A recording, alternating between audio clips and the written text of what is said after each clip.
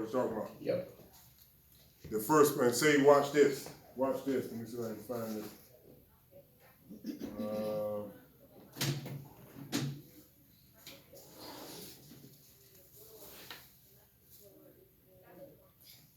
right, let me get down to it, because this is. All right. All right, so when we go down, let's see. All right, they stripped him of his coat and everything. So this was the council that before this happened, he was in the pit. All right, so when we go to 25, let's see. All right, so what happened in 25?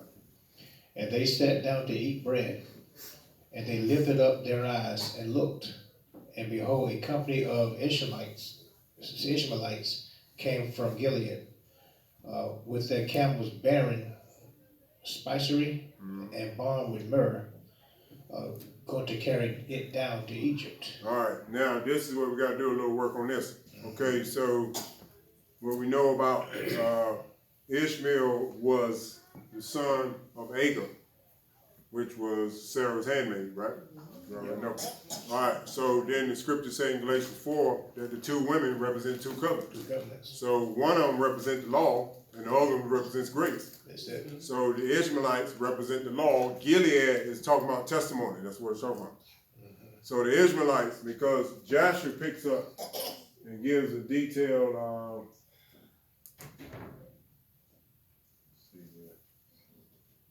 right, before that, let's get Joshua's account. And it says, chapter 42 is Joshua.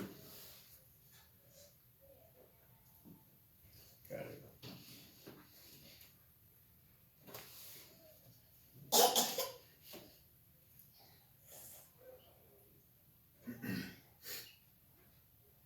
Verse 1, what is it?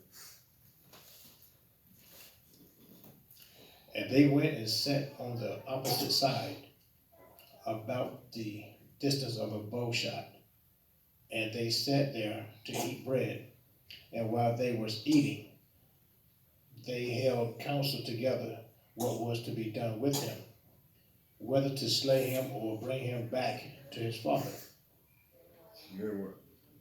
They were holding the counsel, excuse me, when they lifted up their eyes and saw, and behold, there was a company of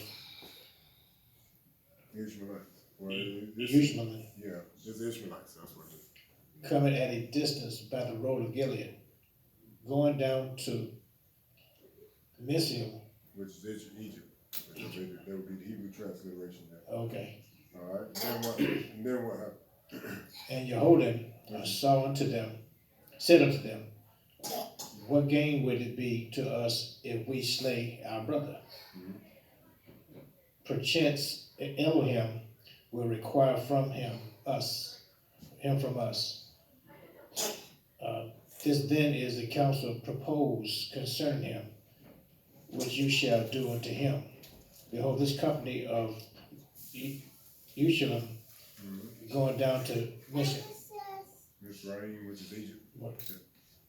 Now therefore, come, let us dispose of him to them, and let not our hand be upon him, and they will lead him along with them, and he will be lost amongst the people of the land.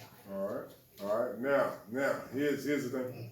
So he says this is Judah. Yehuda will be the Hebrew transliteration of Judah. Right? So it's Judah giving them counsel on this is what we're going to do. He said, this company of Ishmaelites going down to Egypt, and therefore come let us dispose of him to them, and let not our hand be upon him, and they will lead him along with them, and he will be lost among the people of the land. Now look at Matthew 2:15. Man, this stuff is detailed, man.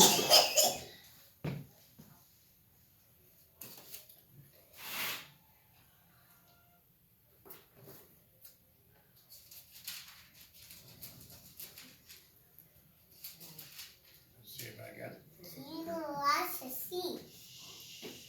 You don't want to see, Mommy. Okay. Matthew 2:15 says, and was there until the death of Herod. All right, go up to 13. Go up to 13. 13. Yeah. And when they were departed, behold, the angel of the Lord appeared to Joseph in a dream, saying, Arise and take your young child and his mother, and flee into Egypt, and be thou there until I bring thee word. For Herod will seek the young child to destroy him. Mm-hmm. When he arose, he took the young child and his mother by night, and departed into Egypt, and was there until the death of Herod, that it might be fulfilled which was spoken of the Lord by the prophet, saying, Out of Egypt have I called my son. There it is. There it is. So when it says that when Judah gave them counsel in the book of Joshua, he said they're going to take him down to Egypt, and he's going to be lost among the people. And that represents like when we're in the world. So that's why he said in Matthew 2, out of Egypt have I called my son. Because that's like when people are in the world now. So Christ was the example. Christ was the example for us when he came out of Egypt, represent when we come out. That's why I said that it might be fulfilled, which was written by the prophet. Out of Egypt have I called my son. So that's why here in Joshua it says that he's going to be lost among the people. What is that? In the world. All right. So when the Israelites, so let's go back to Joshua 42. All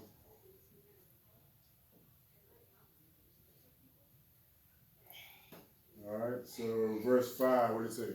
Joshua 42, verse 5. And while they were discouraging about this matter, and before the company of Ishmael had come up to them, 7 trading men of Midian passed by them, and as they passed, they were thirsty, and they lifted up their eyes and saw the pit in which Joseph was immer. And they looked, and behold, every species of bird was upon him. All right, so that represents him taking all the sins, everything possibly that can be taken that he paid for. Was in the pit. Every species of bird was on Joseph. And that's telling that he took for all the iniquities, all the unclean spirit, everything. All the species of birds was upon him. And Sean, see, the Lord is testifying way back here in this story that the Lord was going to take on saved by the people didn't know what they were looking at. Wow, man. And this, like you said, this book has been lost, as far as anybody getting access to it. It's like almost 100 chapters in Joshua by itself. All right, so the Midianites, it was 7 trading men, and they're the one that lifted him out of the pit. And the scripture said it's 7 spirits of God. That's what it's talking about. Because Christ was raised by the dead by the glory of the Father, which is the Spirit.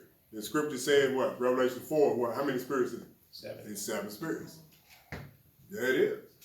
7 trading men is the one that got him out of the pit. I'm telling you, he's got it in him. It's in him. All right, so we're going to go down. I'm trying to skip down to.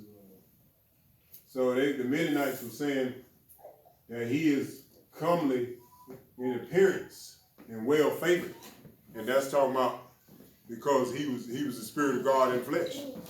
He was more comely than all his brothers. All right. Let's see if we can go down here.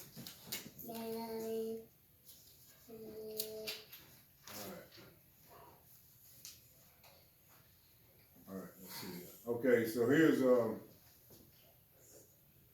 right, so they sold him to the Ishmaelites. The Midianites had him first, and then they ended up giving him to I'm trying to find it. Here we go. Skip down to 42, Joshua 42, and go down verse 23. Watch this. It's like this. It gives it away. It gives it away. You know what we're looking at. This is Joshua 42 and verse 23. Watch this. And while they were thus discouraging together, they looked, and behold, the company of Yushalom was coming at first, in which the sons of, how you say it? Jacob, it's Jacob. Jacob saw and advancing toward the Meniam, and the Meniam said to each other, "Come, let us sell this youth to the company of Yeshua, who are coming toward us, and we will take for him the little that we gave for him, and we will be delivered from his evil." All right, see, they trying to get up here. So notice it said the Israelites, which was coming at first. That's what it's talking about, the first covenant. There it is. The Israelites, which were coming at the first. That's what it's talking about. There's some doctrine here, man. I'm gonna tell you this. So this is what. So that went down. So then, all right, and this is proof that the Israelites, that people don't get the background on that. So in verse 25, when the Israelites took them, what did he say in 25? And the Midian went on their road to Gilead, and the Ishmaelites. Yishmael took Joseph, and they led him ride upon one of the camels, and they were leading him to Mizraim. See, they were leading him, and then what? And Joseph heard that the Yeshua, I can't pronounce those words yet. It's Ishmaelites. Okay, was proceeding to Mizraim, and Joseph lamented and wept at this thing, that he was to be so far removed from the land of Canaan, from his father. All right, so what's this saying? What's that saying? He was weeping because he was so far removed from his father. We think I said, or? Well, that's before now when he came down to the world. Right? You see? He was so far removed from his father. That spirit and flesh. That's what it's talking about. That's what it's talking about. See, he's revealing this stuff, is revealing it to the TV.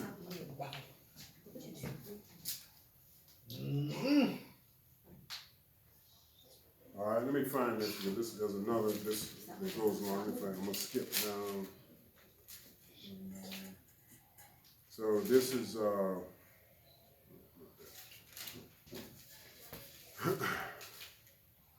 No, that's Jesus one. That's the Jesus one. That's the Jesus one.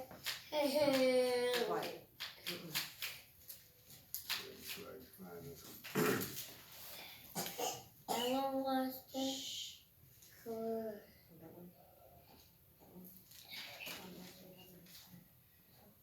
No. all right. Look at, we'll skip over to, well, this is kind of going down the road, but listen at what Jacob says.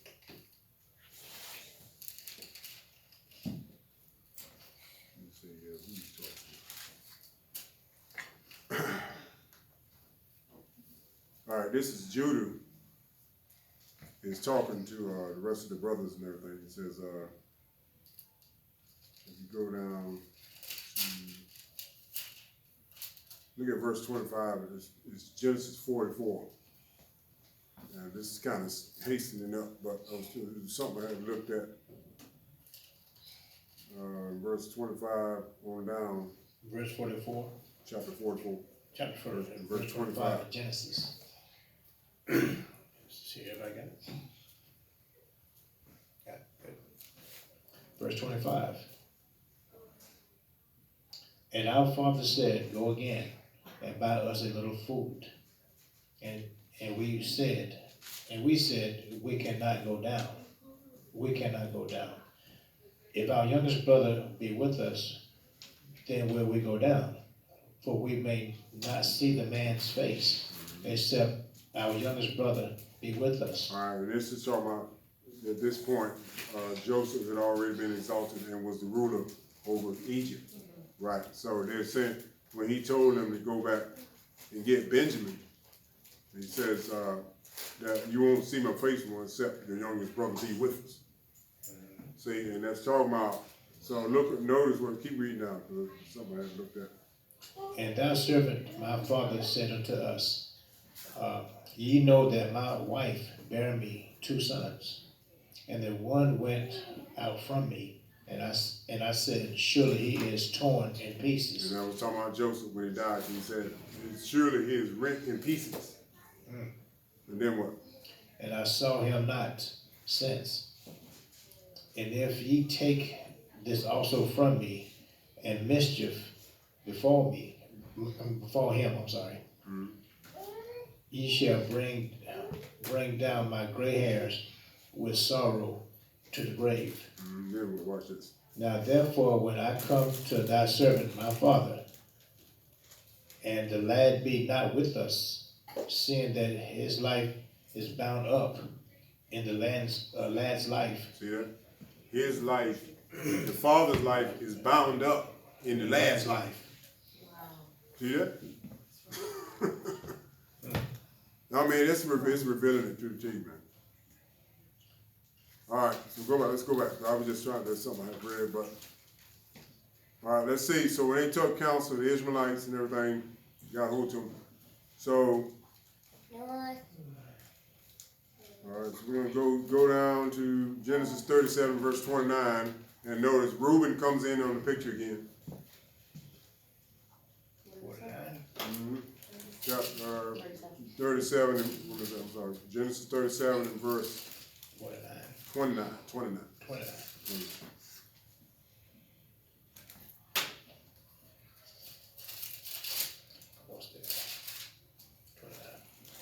And Reuben returned unto the pit, and behold, Joseph was not in the pit, and he rent his clothes. Mm-hmm. And he returned unto his brethren and said, this child is not, and I, whither shall I go? All right, then what? And they took Joseph's coat and killed a kid of goats, and dipped the coat in the blood. All right, then what? And they sent the coat of many colors, and they brought it to their father, and said, this have we found. Know now whether it be thy son's coat or not, or no, I'm sorry. And he knew it, and said, it is my son's coat. An evil beast have devoured him. Joseph is without doubt rent in pieces. All right, so that's what we read a couple verses up. So, all right, so Reuben said this, went to the pit. Now look, let's get Josh's account. Josh's account. This is detailed, I'm telling you. We thank the Lord for these historical books. Because, so in 43rd chapter of Joshua. Are you watching Paw Patrol?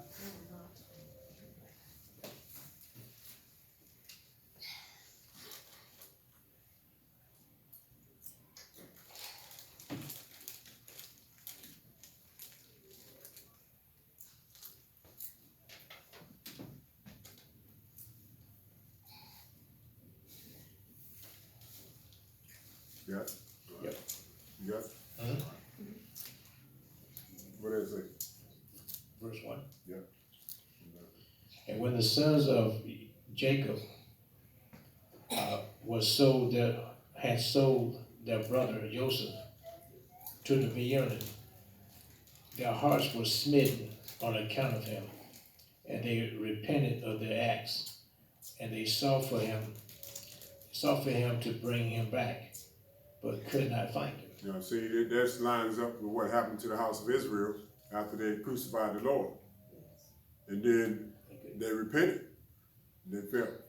See, it's exact. It's lined up to T. Then what? Keep on. Watch this. And Reuben returned to the pit in which Joseph had been put. In order to lift him out, he restored him to his father. All right, remember. And Reuben stood by the pit, and he heard not a word. And he called out Joseph, and no one answered or uttered a word. All right. Then what? And Reuben said, Joseph has died through fright, and some servant has caused his death. That's the devil. Right? And then fright represents because Christ knew no sin in the beginning. And that's the very thing that he stayed away from that he had to take on. So that's when it said by fright. Because you remember, was it 2 Samuel we was talking about?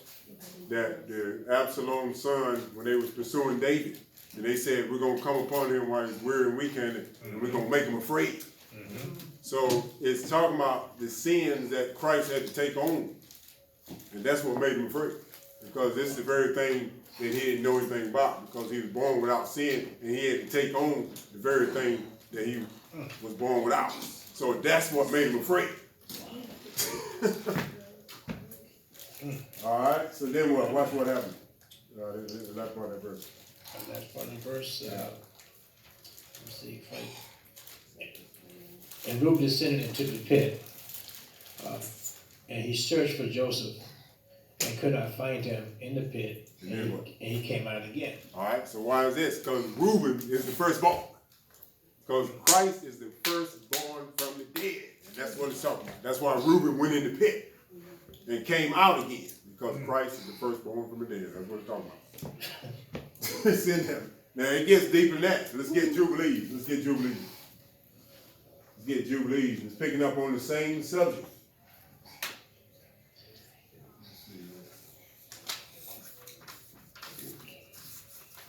So watch this. Now see, Jubilees covers the feast days. It covers the Jubilees because the Jubilee represents 50 years, right? Right. The feast days, the Jubilees lines up the feast days, and it would tell us what occurred.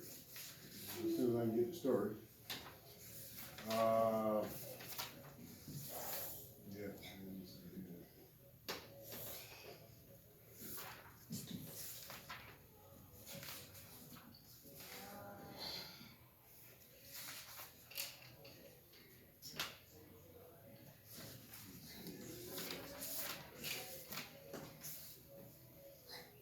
All right, here it is. Let's see.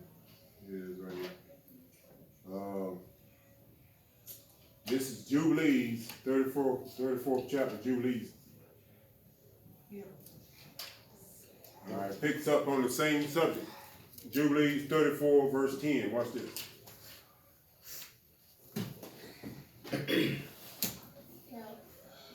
And in the 7th year of this week, he sent Joseph to learn about the welfare of his brothers from his house to the land of Shechem. And he found them in the land of Dothan. And they dealt treacherously with him and formed a plot against him to slay him. But changing their minds, they sold him to Eumus merchants, and they brought him down unto Mesher, and they sold him to, how do you pronounce that? Potiphar, Yeah. the eunuch of Pharaoh, the chief of the cooks, priest of the city of Eli. And the sons of Jacob slaughtered a kid and dipped the coat of Joseph in the blood and sent it to Jacob,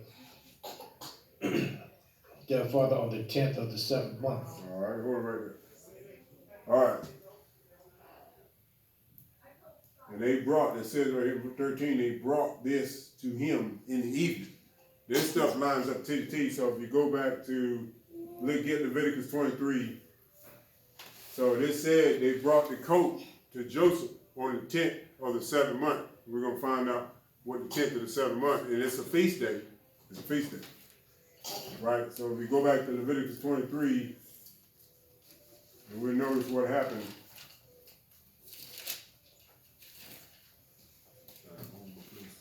All right, Leviticus 23, and this, when he says this is the feast of the Lord, and if you look up the word feast in the Hebrew, it will say, it gives you the Hebrew word moed, which means divine appointments. So if you go down Leviticus 23 in verse 27, watch this. This is the feast. This is the feast that occurred in the 7th month. This is the exact day that happened when they dipped the coat in the blood and sent it to their father. Also, on the 10th day of this 7th month, there shall be a day of atonement. It shall be an holy convocation unto you, and ye shall afflict your souls, and offer an offering made by fire unto the Lord. The fire is the spirit. So the day of atonement. So let's get Romans 5:11. This stuff is you talking about some deep. This is it's like to the T. So Romans 5:11. What does it say?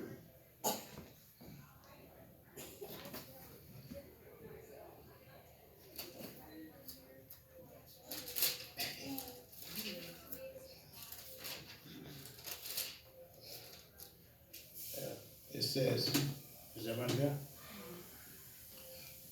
And now only so, but we also joy in God through our Lord Jesus Christ, by whom we have now received an atonement. There it is. We have now received the atonement. So the 10th day of the 7th month was this coat was presented to his father. He said, "This is my son's coat." Represented, and that was talking about the house of Israel. That was talking about the house of Israel. So when you go, we don't know if we'll cover it today, but when he went down to Egypt, it's representing when he started to go deal with the world now. So one of them represents the deliverance for the Israelites. The next thing he goes into dealing with the rest of the nation. It's heavy, man. But see, this occurred on the 10th day of the 7th month is when they dipped it, because it's the day of atonement. What it is. And this occurred in the evening. And when did they kill the Passover lamb? In the evening. There it is. All right. Now, let's see if we can go back to Genesis. I don't know how much more we're going to cover today, but. So Reuben was the one that went into the pit and came out again, representing he's the firstborn. And this the thing when he got down to Potiphar. So even when he got to Potiphar, watch this. This is proof. When the Ishmaelites sold him to Potiphar, watch this. Let's get Joshua again. Oh, this gets detailed here.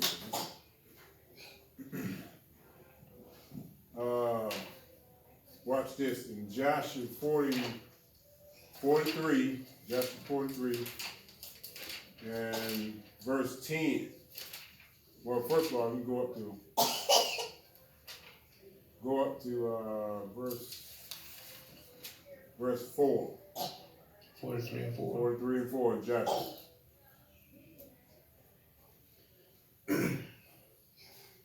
And Reuben tore his garment, and he said, "The child is not there, and how shall I reconcile my father about him if he be dead?" See that? Keep going. And he went to his brethren and found them grieving on account of Joseph, and counseling together how to reconcile their father about him. And Reuben said unto his brethren, "I came to the pit, and behold, Joseph was not there. What then shall we say unto our father?